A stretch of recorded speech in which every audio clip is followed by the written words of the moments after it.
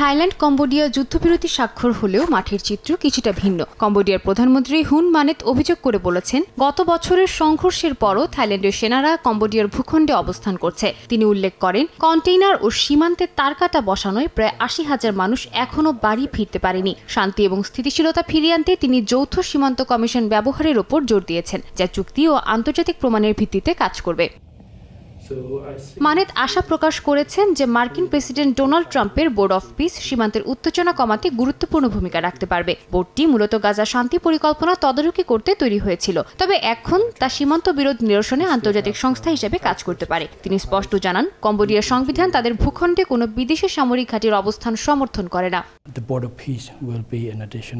আমরা স্পষ্টভাবে জানিয়েছি, আমাদের সংবিধান কোনো দেশের সামরিক ঘাঁটি অনুমোদন করে না। আমাদের সম্পর্ক সম্মান ও পারস্পরিক স্বার্থের ভিত্তিতে তৈরি।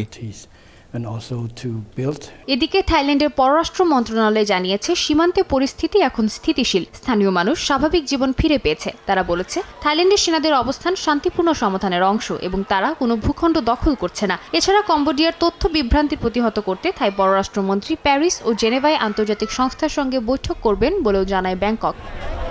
সাদিয়া তাসনিম, সময় সংবাদ।